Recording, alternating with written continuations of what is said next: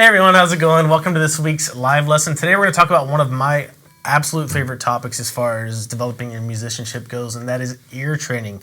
Ear training 101 to be specific. This is one of the most liberating things that you can work on as a musician. And kind of the goal for this lesson, since it's a 101, kind of an intro, is to expose you to the tools that you need to get familiar with as far as ear training in order to help you start identifying power chords, major or minor chords, and then just to start working on your basic 12 intervals and start memorizing the sounds of those so you can start to, well, we'll get into this later, but so you can reap all the rewards and advantages of working on your ear training. Yeah, for sure.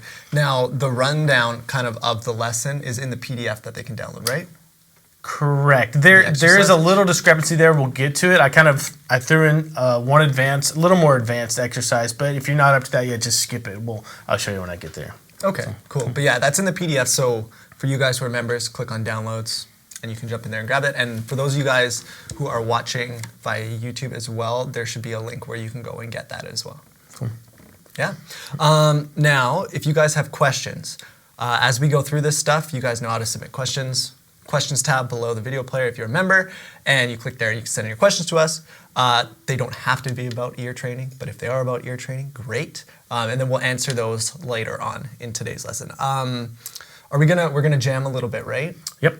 Okay, so, and do you want to explain what we're kind of doing with the jam? Well, we didn't have this. Ear training is a topic that's like, well, there's no real jam track in the library members area that really pertains to this. I was like, Andrew, let's just play an E minor, a C, and a D over and over again and just fiddle around with it. Yeah. Yep. So we'll try and make it sound good, the two of us playing together. And I'm definitely going to be using my ear for this, or at least trying. So. Yeah, exactly. Same. Cool. Okay, let's do it.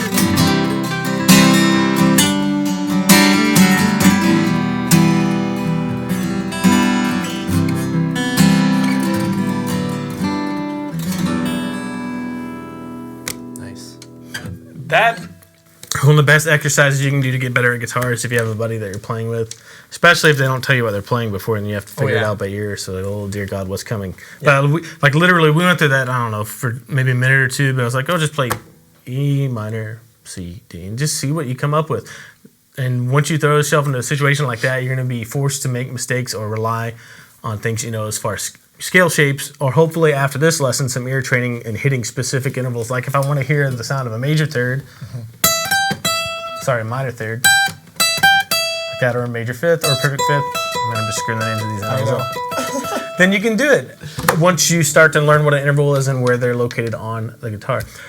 So this kind of leads me into my introductory point. If you don't know what ear training is, all it is, it's memorizing or training your brain to memorize the sound of certain things musically speaking. So you're going to start to memorize the sound of power chords, major chords, minor chords, and all of the basic intervals that we're going to be going over, which it all comes back down to just the basic intervals that you need to be familiar with. Those are going to allow you to recognize if a song's in a minor key or a major key, if a chord is major or minor, or if there's a particular interval you want to hear in a solo that you're playing over. Let's see. And the really big advantages to training your ear are the fact that you don't even have to be around your instrument to learn a song. All you have to do is be able to hear something in your ear and then recognize where the song is going by recalling the specific sound of intervals in your head.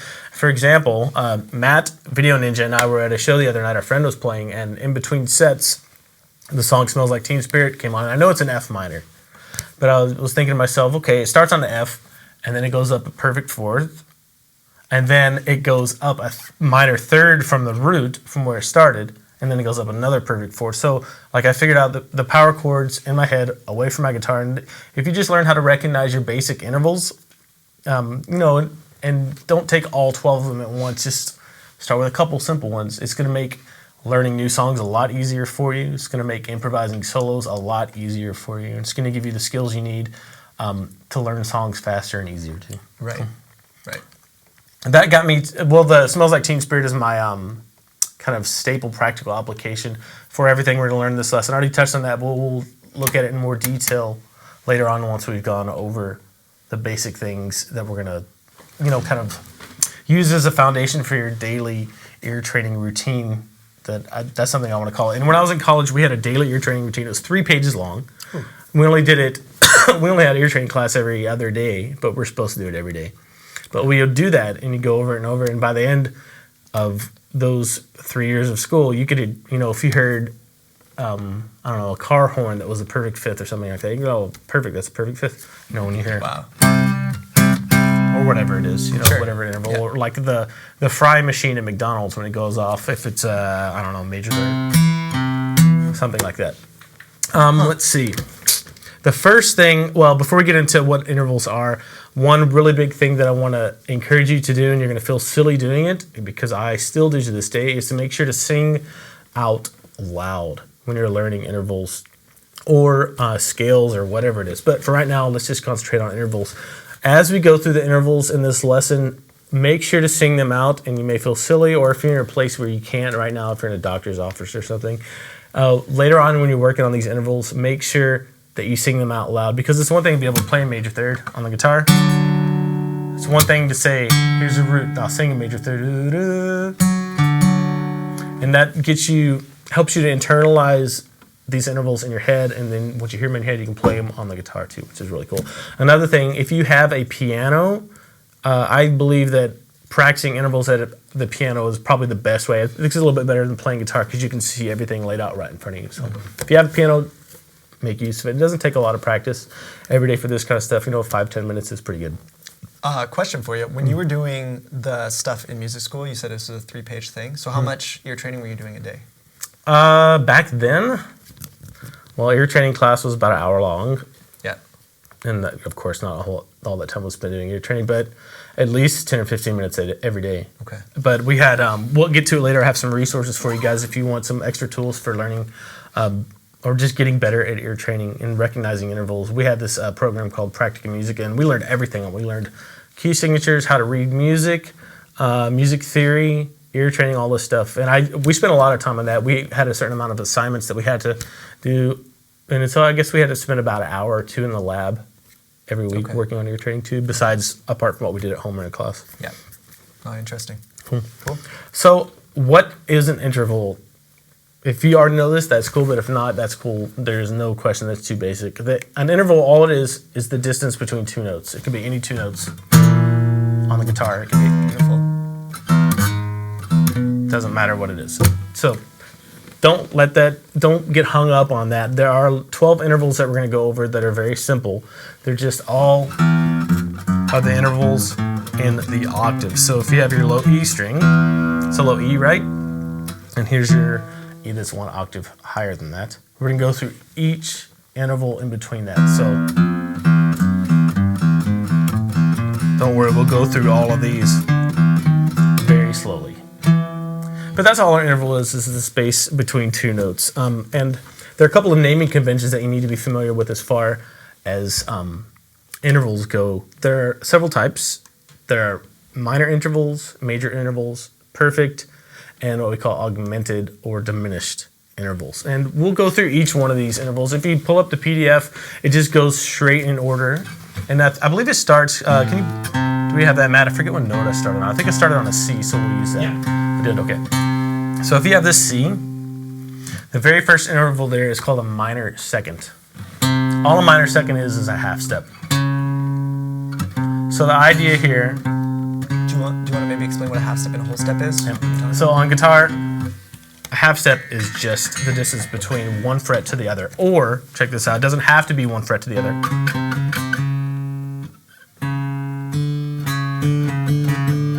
It can be on adjacent strings too. Sure. But for our purposes, we're just going to talk about one fret being a minor second, or one half step. On the piano, it's just starting on any key and going to the very next key, whether it's black or white, doesn't matter, just like Michael Jackson. So the idea behind ear training is to start to train your ear or your mind to recognize that sound as a minor second. And it really helps, again, to sing it so da da da da da da da.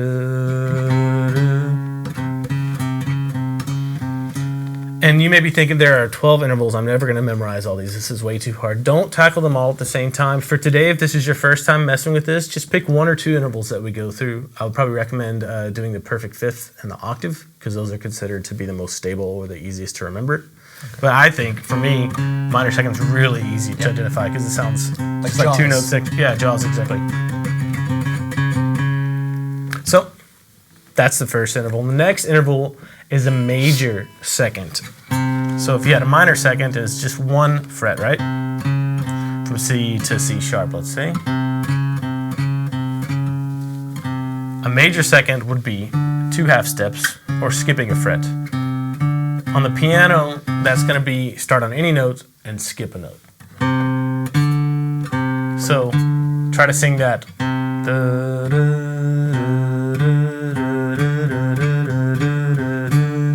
And anytime I hear that interval, I recognize it as a major second. I just hear the first two notes of a major scale.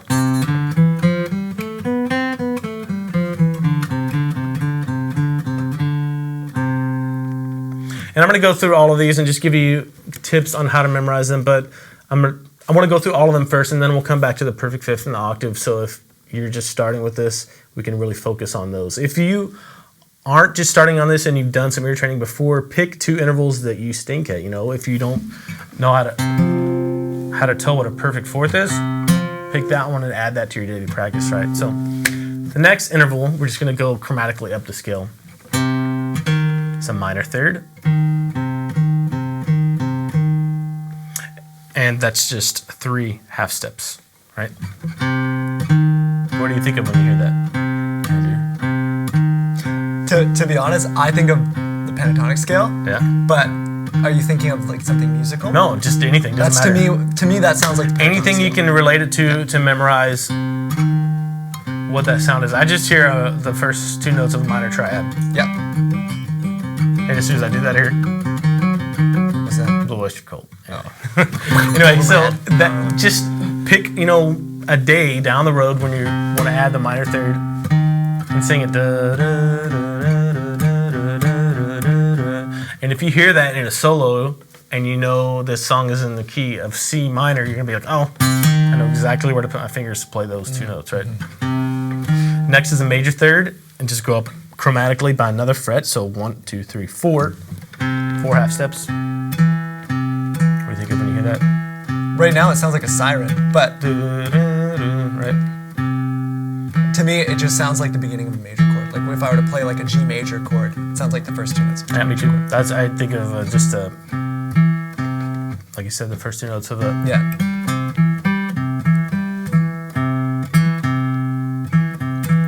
So that's the major third. The next interval is a perfect fourth, and this is where things change a little bit. So we've had minor second, major second, minor third, major third. The next fret up, another half step, 1, 2, 3, 4, 5 half steps is a perfect fourth. And you'll see why it's called a perfect fourth here in a second. But this one, for me, for the longest time, was really tough. I don't know why. And the sound I think of when I'm playing this is tuning a guitar. Yeah. So if you have your low E, from an E to an A, is a perfect fourth. So if you start on your C, from a C to a G, perfect fourth. So you want to internalize it. And we'll get into how to use this more later, but let's just go ahead and go on to a tritone, or an augmented fourth, or a diminished fifth. It can be called by all of those different names. Yeah. Sounds great. Okay, I'm gonna stop doing everything on one string because that's getting ridiculous. So from a C to an F sharp can either be called an augmented fourth because we're raising the fourth scale degree by 1/2 step, or it can be called a diminished fifth because we're lowering the fifth by 1/2 step. Don't worry about that right now. Just think about it by any name you want to call it: augmented fourth, diminished fifth, and check out the feel for that.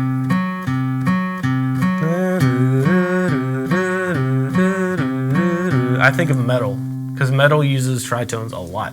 It does. Also, this note really wants to go to resolve up. So that's one key to kind of starting to memorize the sound of the augmented fourth or diminished fifth. It wants to go up. Next interval is a perfect fifth. It's just 1/2 step up again. This is very constant and very stable sounding. And all this is, I think of the power chord. It's pretty simple. Yeah. Right? There's some people are recommending stuff in the chat as well for each interval. So that's one thing that I know.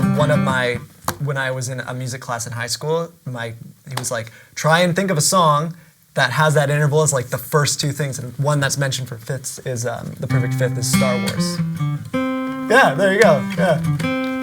Yeah. That's a great way to get into ear training. I would recommend once you get to that level and you can start recognizing pitches, to try and start just recognizing it as a perfect fifth and not going here, Star Wars, perfect fifth. The more time you can cut out in between recognizing it for exactly what it is, the better. But that's exactly the way I started memorizing what intervals sound like. So next one, we're getting away from the perfect stuff and we're going back to major and minor. So we have a minor sixth.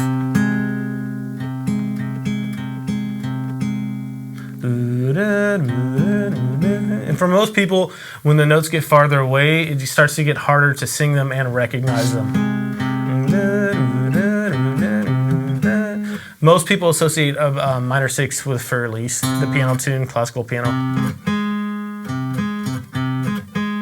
Oh. I think about a metal song. Oh yeah. Can't remember the name of it. Yeah. Next one, major sixth, 1/2 step up from there. I hear this one I literally hear this one as just the 6th scale degree when I could go up to the root. Right. Most people, my Bonnie. Ah, yeah. But I just hear that one to go da da da. So 1, 6, 7, 1. Yeah. Okay, the next one, minor 7th. I like this one. Most people think Star Trek. That's like the reference one, but okay. I literally hear. You know how blues has a lowered 7th a lot? Yeah. That's what I hear. It's like the dominant 7 chord, right? Oh, that. Yeah.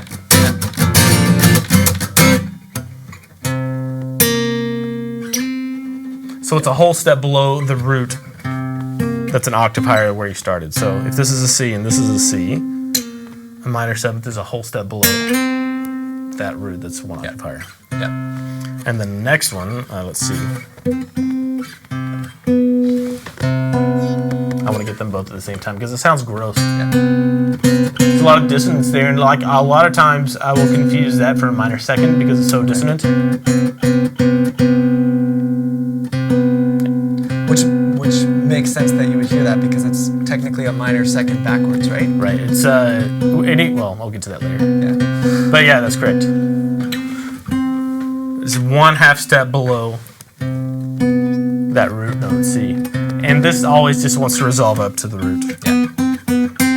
Yeah. So those are intervals, and again, if you're thinking, wow, that's a lot of information, I'm never going to be able to remember all those, just take one interval today and start trying to memorize how it sounds and being able to sing it too. I'd recommend going with an octave or perfect fifth, because those are really the key areas that you need to start developing as far as being able to hear things for identifying different chords. So that's your root, C. There's a fifth. I'd literally just pick up your guitar, at the beginning of your practice session, play that, and sing it. And one thing that might help is just to go up the major scale. 1, 2, 3, 4, 5.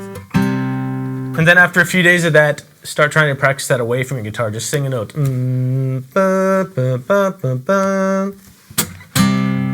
do the same thing with the octave, maybe to get started.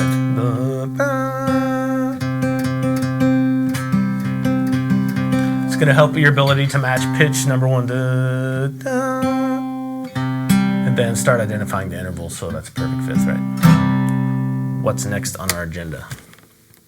People, right now there is everyone's talking about Star Wars and Star Trek.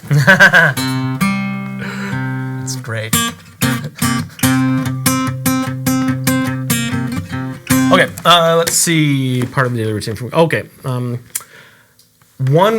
this is kind of the next level after you've started to memorize and work on being able to hear intervals in your head, play them on the guitar, right? So if you've been working on minor second, major second, minor third, major third, and you're getting fairly comfortable with them, the next step is to start trying to sing the major scale and then go through this exercise I'm about to show you. So sing the major scale as you played 1, 2, 3, 4, 5, 6, 7, 1, 7, 6, 5, 4, 3, 2, 1, right? This exercise is probably the most effective for me as far as being able to pick what chords are happening in major keys out, things like that, being able to pick melodies out there in major keys. And all you do is start on your root note, C, and then go to the major second, or the second note of the major scale. 1, 2, 1. So start on your root, 1, 2, 2, back to 1, 1, and sing as you do this. 1, 2, 1, 1, 2, 1. And we're only going to be using notes out of the major scale for this. So major second, major third, perfect fourth, perfect fifth, major sixth, and major seventh. Maybe that'll give you an insight as to why the major scale is called the major scale. But so once you do the 1, 2, 1, move on to 1, 3, 1. So 1, 3, 1, 1, 3, 1, 3, 1, 3, 1.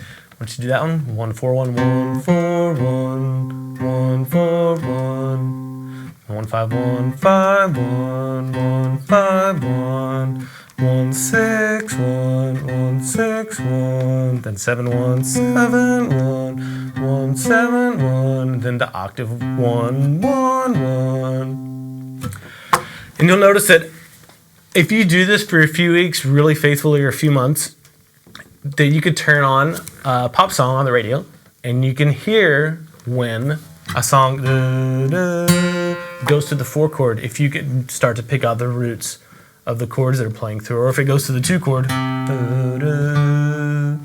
So if you have maybe...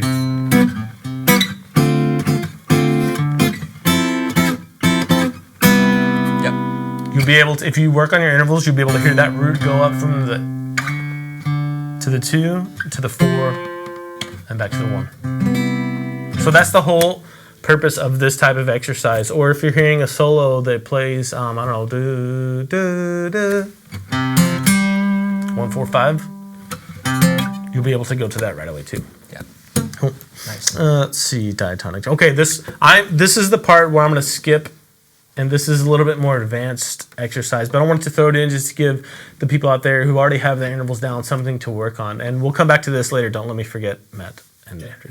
Sounds good. Okay, let's see. Chord. Okay, the next one, little area of your training we're going to hit is chord identification. There's a few chords I want to go through here with you. And if you're a beginner, that's cool. Just worry about the first 3 types. And if you're more advanced or intermediate, all of these chords are something that you're going to be able to recognize by ear. So let's start with the first one. All it is a power chord. So all you're doing is basically identifying the interval of a perfect fifth with the notes played at the same time.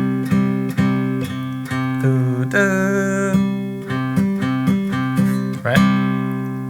And if you're just bare bones and feel like, I just can't do this, I don't have no idea what's going on, the first step for this is to just sing the root. So just play that and try to match the pitch of this note.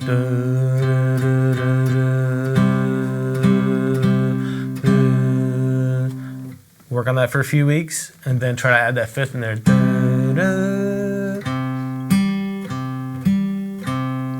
So that's really the foundational thing for being able to identify chords, whether they're major or minor chords, chord qualities, or seventh chords like you'll see here in a minute. But that's number 1. Number 2, say I'm playing a major chord, right?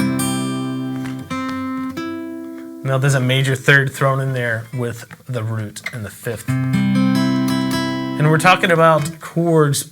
The quality of a chord is whether it's major or minor. So all we're doing in this situation is listening for the chord quality or whether it's major or minor. So the interval we're looking for is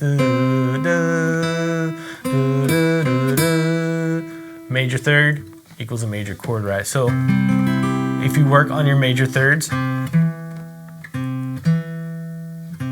that's going to help you be able to pull out and identify that major third interval in all major chords that you hear. The opposite side of the coin for that, or the next step, is to work on identifying a minor third along with your perfect fifth. So that's your major chord.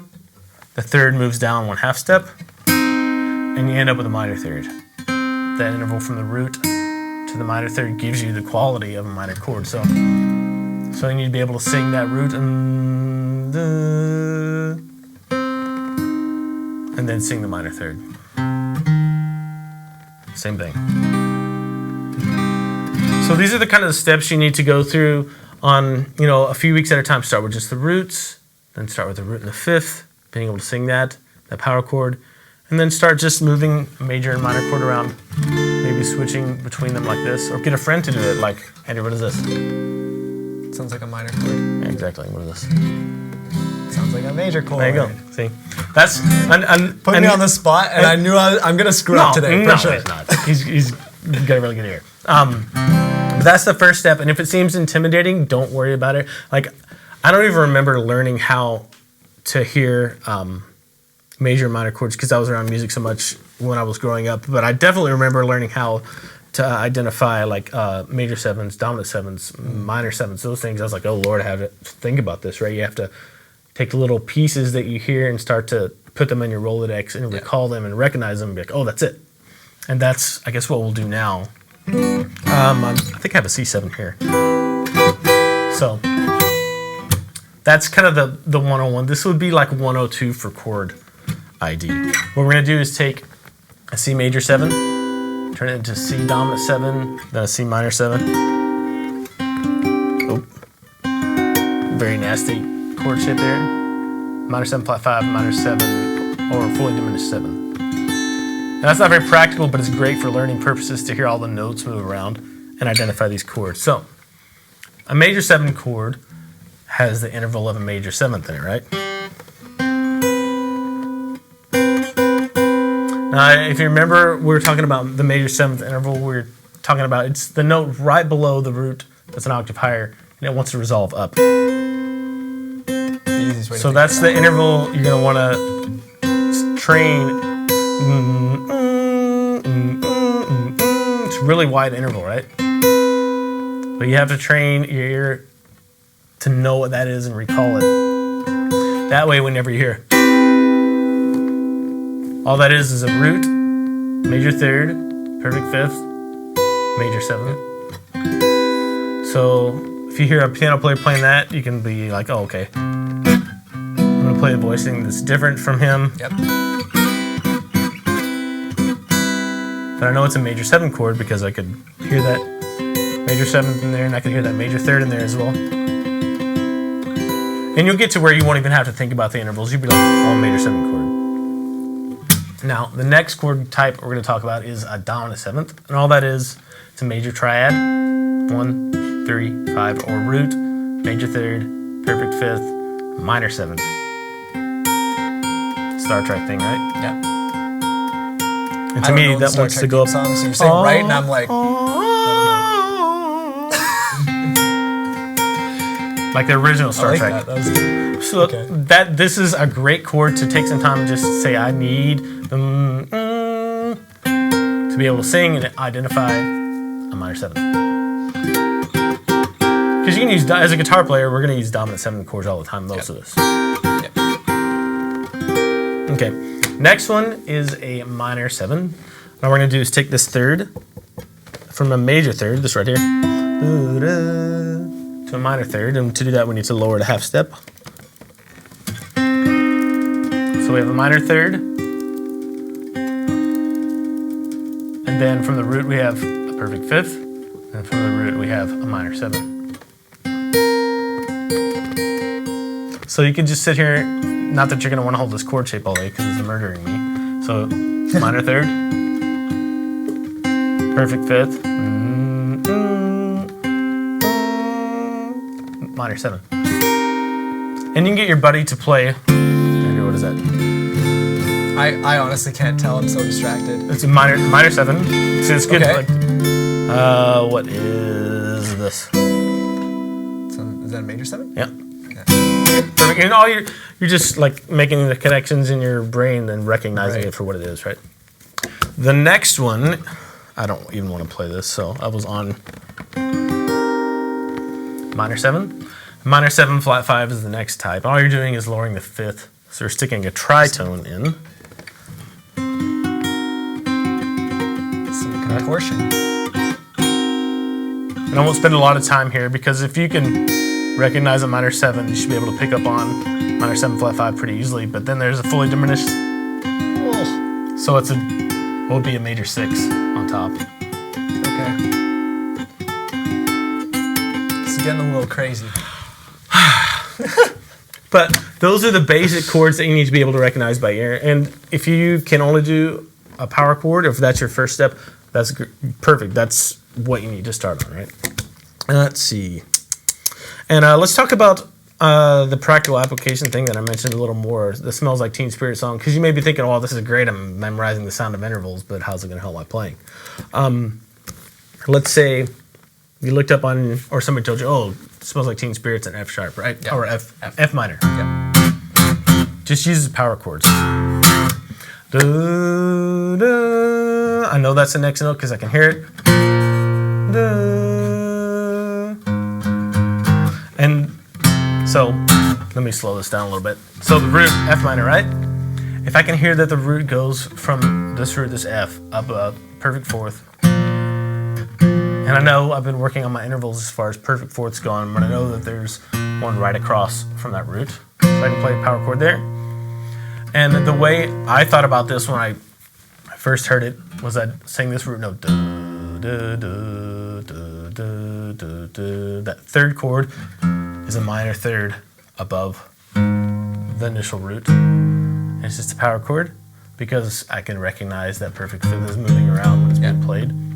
And then I know it goes there next. And I can hear that that is a perfect 4th as well. So it's going to be right across from it because this on guitar is a perfect 4th. So.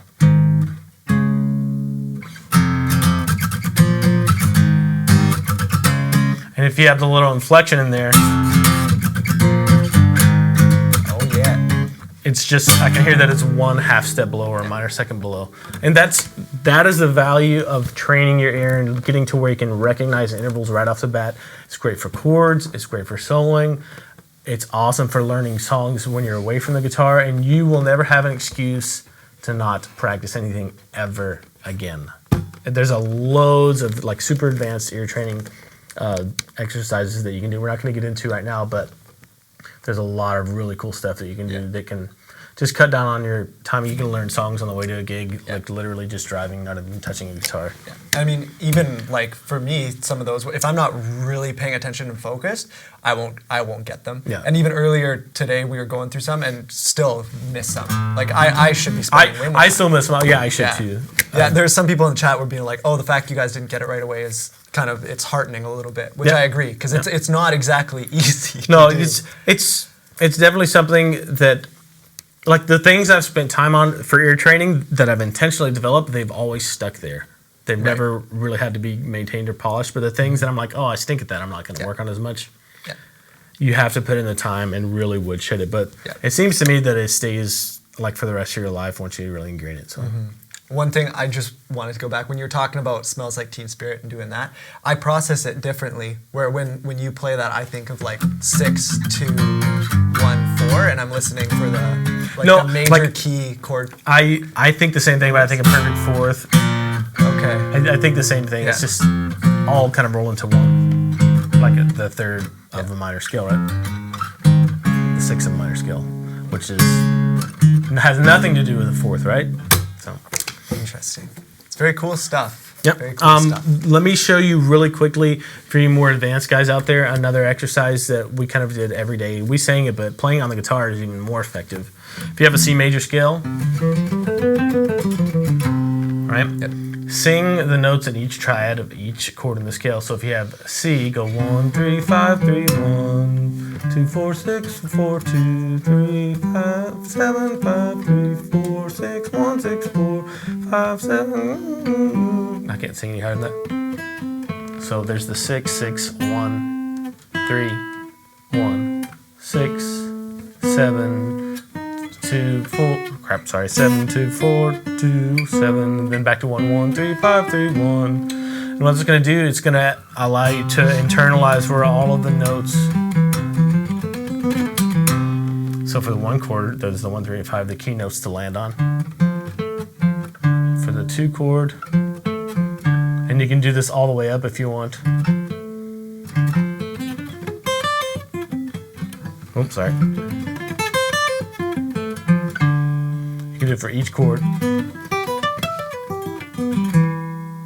But start singing it with just the 1, 3, and 5. 1, 3, 5, 3, 1, 2, 4, 6, 4, 2, 3, 5, 7, 5, 3, 4, 6, 1, 6, 4.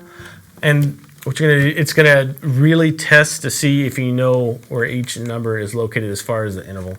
And it's gonna automatically let you know which scale degrees, if you drill this, which scale degrees are in each diatonic chord in the key. Nice. All that stuff that you just did just went way over my head. I could never do what you were just doing.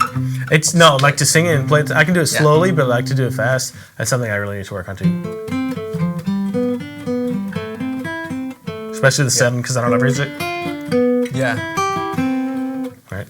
Yeah. Like I can do it like thinking about this arpeggios, because I practice the shapes. Yeah.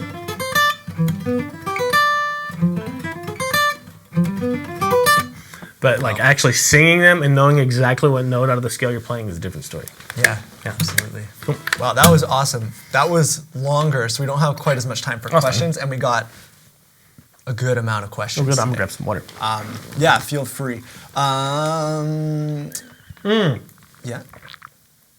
I'll give the practice tools at the end. We can go to get to the questions. Yeah, we'll fly through these pretty quick, I think. Okay.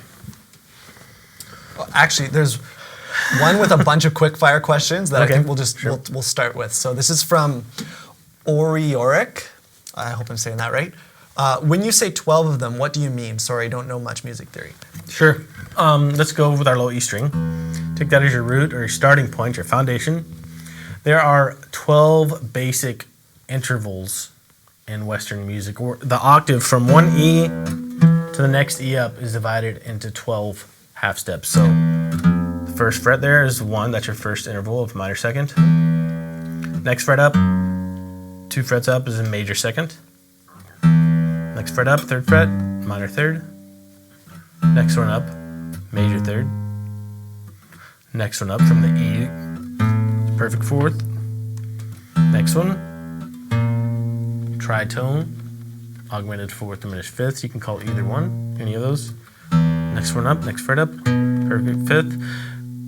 Next one, minor six. Next one, major six, minor seven, major seven, and finally the octave. That's number And 12. those are just 12 sounds that you need to get familiar with and be able to identify on the guitar or in your head or be able to sing. Yeah. Basically, it's that there are 11 notes in music until you go full circle. Yeah, and until then you the come back 12th around one is their back to the beat. beginning. And that's what we call an octave.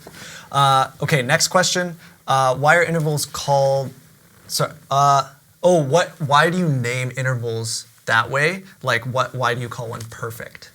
Because there's no major or minor of it. Yeah. That's the best answer that I have. And the reason I think, if I'm correct, why we wouldn't just call this like this is a 1, 2, 3, 4, 5 is because there's 7 notes like diatonically in a major scale. Right, it's a major scale's Or fault. same with a minor scale if you flipped it. So I think it's based around that. Yeah, if you have an E major scale, 1, 2, 3. Now there's a half step in between each of those, the 2 and the 3, Yeah. right? So if you minor, those are a major second and a minor second. If you shift both of those down, they become a major third and a minor third. Now the fourth scale degree has no No major or minor quality. it's no major or minor quality. It's right after the major third, and Yeah. the same thing. Well, in between the fourth and the fifth, splitting the octave is the tritone. So. Yeah. Yeah, it's definitely complicated. Like, this isn't easy day one music theory stuff, I wouldn't say. Tritone, what is that? It's what? It's just splitting the octave. Yeah. So it's probably middle. it's the nastiest sounding interval. It's probably played the least in like contemporary music, but it's used a lot in metal. Yeah. What is a power chord? Power chord is a perfect fifth. So Played together. 1, 2, 3, 4, 5, 6, 7 half steps. 7 half steps. It's just a perfect fifth, and the reason why power chords are great is because they're not major or minor. So if Nate plays They're very neutral. a G power chord, he could be in the key of G. It could be over a G major or a G minor, and it fits for both. Yeah, exactly. Cool. Any reason why we started at C, or was it just No, random? see, the key of C has no sharps and no flats, so it's just easier for the notation. It's more consistent. If you were don't have to think using about it. a piano, if you wanted to go through this with a piano, then doing it in C would be where you'd start Yeah. as well, because of the no Just black easier. keys. And then the last one from this fellow is, I did not get the daily chord quality exercise part. Are there lessons on the academy on this stuff? How many ear training lessons or series are we up to now? 2 or 3? There's 2. 2, I believe. Okay, yeah, there's 2. I think we've gotten up to chord quality identification, if I'm not mistaken. I know we've gotten root note identification and perfect fifth in there. I can't remember where it's gone up to if you want to check. But in reference to the last question, it doesn't matter what key you're in at all. You get it, friends, to play random intervals. Yeah. What is that? Minor 6, or play it melodically too. Major third. Major third. Yep. Okay, how about this? Sounds like a fifth. It's an inverted fifth, the perfect fourth. Oh, is it really? Yeah, that's the thing. It's the fifth of the scale. Yeah. It's a 1 and the 5 of the scale, but it's a perfect fourth, Ah, which is tricking, Nate. exactly. Interesting. Yeah, ear training 2 will be a good one for that. Just because, remember, it was the one where we had the graphics come up and they had to... Oh yeah. There are intervals in ear training too. Yeah, that's what it was covering in ear training too. Cool. Cool. Okay, so we have lots of questions. Like I said, not a lot of time, so we're gonna just keep flying through them. So I'm sorry if we don't spend a ton of time on each question, but this one is from Zopum14. Is there some kind of approach to selecting the music to use in ear training? No, I mean, like, if I'm listening to something on the radio, I'll sit there and try to follow along with the chord progression. Okay, what chord did it go to? It went to the 5. Okay, well, it's a lower major 7. That's cool. It's a 3. It's a 6. I'm probably not listening to pop music now. Yeah. So no, if you're new to this, just start with something simple like maybe classic rock or pop. It might be a little bit easier to get into. Yep. Happens a lot in country. Don't start with jazz. Well, you might want to. Depends how. Yeah, I mean, yeah, that I wouldn't start with jazz. And then a follow-up question here: how can you really gauge progress related to training your ear? When you start, well, there's a couple ways. When you start to be able to follow along with chord progressions, or if you start to be able to pick melodies out in songs, and I'm not talking about crazy stuff. I'm talking about simple, maybe a 3 or 4 note, 2, 3, 4 note melody or lick. There's a really great way, and I guess I'll go into the practice tools right now. Well, no, I won't. I'm going to give some practice tools later as far as apps. It's mostly apps nowadays that I use for these, but they actually track your progress. But I mean, if you can do something in an app, like if you can recognize intervals, if when you go to the guitar you can't really play anything on it, then what good is it? So like being able to play what you hear on the guitar is a really important part of being able to gauge that too. But just being able to recognize intervals in everyday life, like if you hear somebody sing something, you're like, okay, what was that? Okay, it was a perfect fourth. Okay, boom, I can be able to go to the guitar and play that.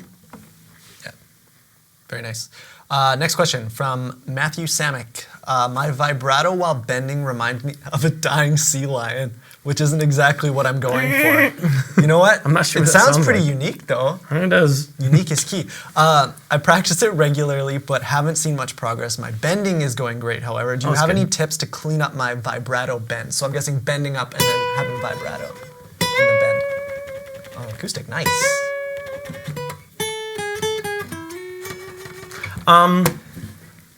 Try two aspects of vibrato that you want to experiment with to make it sound like something that you like or that you want to hear is the width of your vibrato and the speed of your vibrato. Sometimes players, if they play really fast vibrato, they can sound nervous. And some people don't like that. Some people do like that. Yeah. Some people, if they have really shallow vibrato, it's maybe not as intense as they want. Yeah. I know Yngwie Malmsteen's like, I go for the wide, slow vibrato, and he does. Listen to him. Try to maybe pick some of your favorite players and think about those two elements of vibrato and try to copy them. Pick several, and then take the best elements and the things you like and put it in your vibrato. That's the best advice I have for that. You can go onto lighter strings, because if you're bending and then having issues with the control when you're bending up, maybe a step or something like that, a little step, lighter strings helps. I usually try not to get people to lower their string gauge. I usually try and get them to go up because I find that it sounds better with heavier strings. Most guitars do. But I know that's one way that you could kind of work on it. To be honest, I'm even thinking in my playing, I don't really do much vibrato when I bend. I like to make my bends stop partway through. I don't know. Yep. Listen to Nate's suggestions. Mine aren't good. All right, next one. This is actually from Rick, who's in the other room. There is a small typo on the PDF. Oh. So I should just let you guys know where it says, at the very top in intervals, it says minor second, minor third. It should say major third next, and it says minor third there. We'll get that fixed for you. We'll get it fixed and re-upload it. Yeah. But if you just make mental note of that for those of you guys who already have the PDF. So thank you, Rick, for reminding me. Next one here. This is from Jonathan87. Will you be applying this to how to learn songs or solos by ear? 100%, because that's all learning songs and soloing by ear is ear training, right? You have to be able to recognize, because if you have this note and you hear, if you hear that, you're gonna be.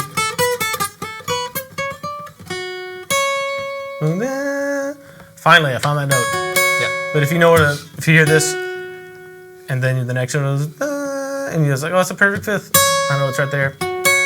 Whether it's like, were you thinking about that in relation to a chord?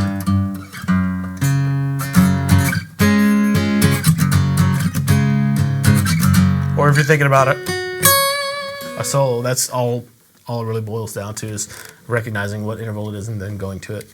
Yeah.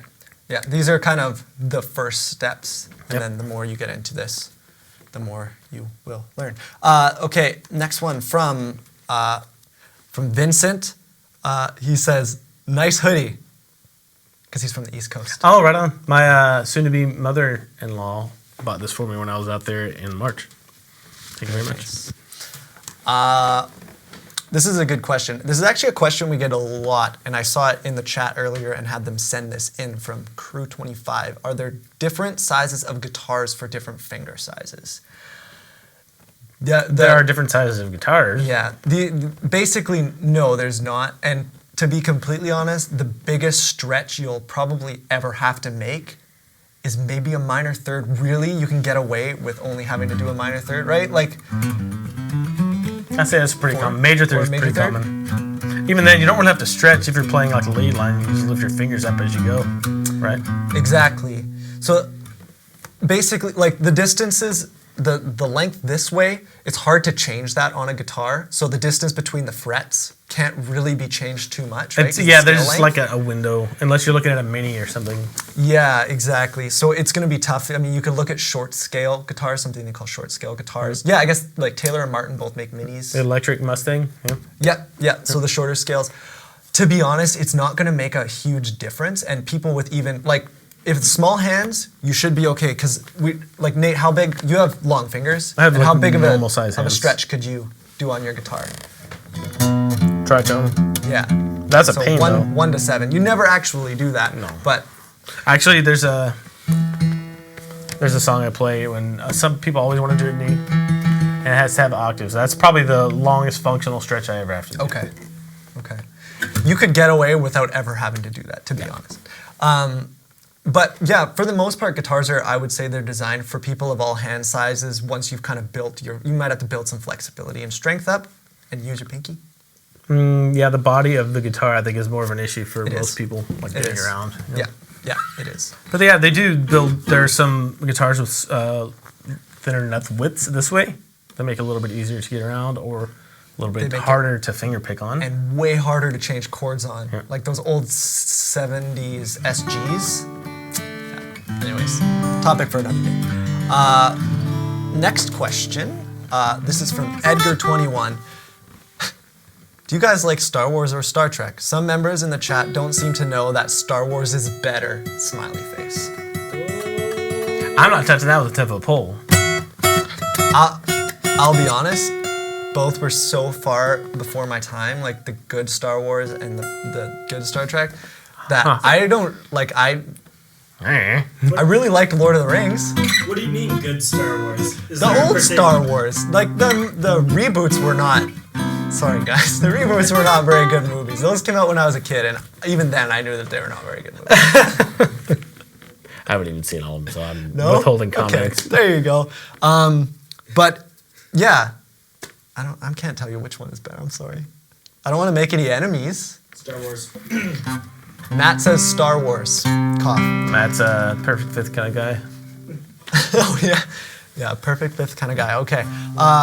Next one from G-Beans, we'll move on. Is listening to music the only way to practice? Let me just make sure I get this right. Is listening to music the only way to practice ear training when away from the guitar, or are there any other exercises I can do when driving in the car? Pick a couple intervals for the day and just try to sing them, starting on the random note, like, say if I want to do a major third from here, I'll pick a new starting point.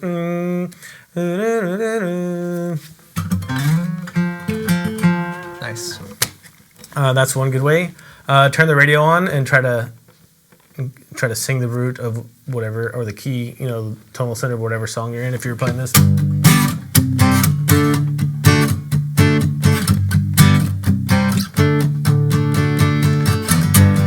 That's my root. Then you have to work on hearing that. It's a perfect fourth. That's a very good fifth. So Yeah. those are a couple of easy ways.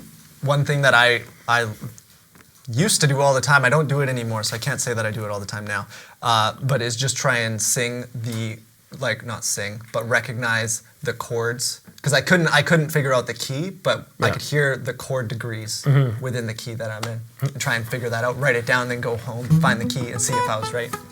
Just do that all the time. Next one here. This is from Bean Jammin. Nate, man. do you have any idea when your instrumental album will come out? Sometime after the first of next year. If I you would guys imagine. haven't seen it, Nate posted one of the solos. It's awesome. I might record another video tonight. Depends on how much time I have. From the album?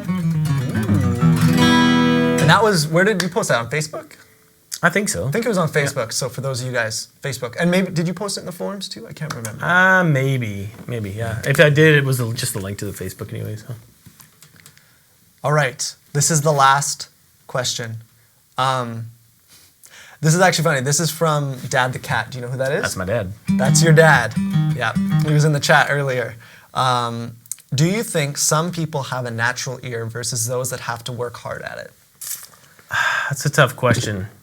We were talking earlier, and I was doing some research this week, and it seems they have found the gene for perfect pitch, and it can only be developed within the first 2 years of life, or like even while you're in the womb, but before you're born. So I think anybody can develop it. How really good they get at it, not perfect pitch, the ability to recognize intervals. How good they get at it, like how far they take it, may be affected by like genetics and IQ and stuff like that. But I think everybody has the ability to recognize that as a perfect fourth on some level, right? Yeah. And I would say everything has to be applied to like a musical context too. So there's some people who maybe aren't great at recognizing intervals. I'm sure there's lots of players out there, but who are brilliant guitar players and make amazing music and stuff like that. So just because maybe some of these exercises are harder doesn't mean that you can't be a great musician as well. Something to keep in mind. Okay, that is it for questions, except for the one that's okay. one that just Except came for in. one more. Okay. This is the last question from D-Tegel. Does the real estate a cutaway guitar provides actually give a lot of real-world functionality? It depends on your playing style, man. It does for me. I've never owned an acoustic guitar that doesn't have a cutaway. And if I did, just because the stuff I like to play, the styles I like to play, I would notice a difference. Because I would essentially have to be doing like this on the guitar, or like this, if I was wanting to go past here, right? And there's 12 And I've and seen people do 14 that. fret acoustics too. That's a thing Yeah. as well. I personally have never had a use for a cutaway on an acoustic, partially because I'm not a great acoustic player, so basically most of what I play is pretty limited. Obviously on an electric guitar it's very necessary, but on acoustic it depends what you play. Yeah. Right? Like if you're a country guy and you're playing, or a bluegrass guy, do you need it for bluegrass really? Probably not, right? Most bluegrass players play the dreadnoughts. No, that's with blasphemy. There you go, blasphemy. No, like that's one thing that kind of got on my nerves about most classical guitarists when I was going to school, was the fact that like if you got up here, you had to literally put your thumb over here to play this stuff. It was just irritating, and like some of the more advanced finger style classical stuff, it does go up there. So Yeah. Yeah. So if you like the look, I would say it's more. I think it's look thing. That's what I would say. If you like the look of cutaways, then go for it. If you don't, this is nothing to do with that. It's just debatable for me. Like that guitar, if it was a cutaway, I don't think it would be as loud. It may be wouldn't. very minuscule. It would not but be. That's one advantage to like non-cutaway. I think it just gets more volume, more room to resonate. breathe. It makes sense. All those things make a difference. Which I like that, but I have to have up here. yeah. So I'm complaining. I don't know. first world problems. Okay. So that's gonna be it for today. I will mention. Oh, yes, thank you. Thanks, Matt. I wanted to give you guys some practice tools and resources. If you don't know where to go as far as how do I start pursuing ear training or whatever, it's hard to do it on your own if you don't know what's going on, if you don't have a piano. So my number one musical recommendation for a practice tool is a program called Practica Musica, and it does everything from scales to chord identification, ear training, music theory, sight reading. The main one being, though, for this lesson is ear training. It's really good. It has a lot of different exercises that force you and kind of quiz you on ear training and helps you really memorize what intervals sound like. It's called Practica, Practica, ICA? ICA, yeah. Yep. Musica MUSICA. It's $100, I think, or around there. But it's worth it to me. I've been using it for not consistently, but gosh, how old am I? 37, like 18 years, Wow. and I still have it. If you don't want to spend that much money, if you want to concentrate on something that's just interval based, Interval Phobia is one. It's an app for Mac. I don't know if they have an equivalent for it for PC, but I'm sure there are just loads of Jeff Schmitz here is saying I use something called Guitar Interval.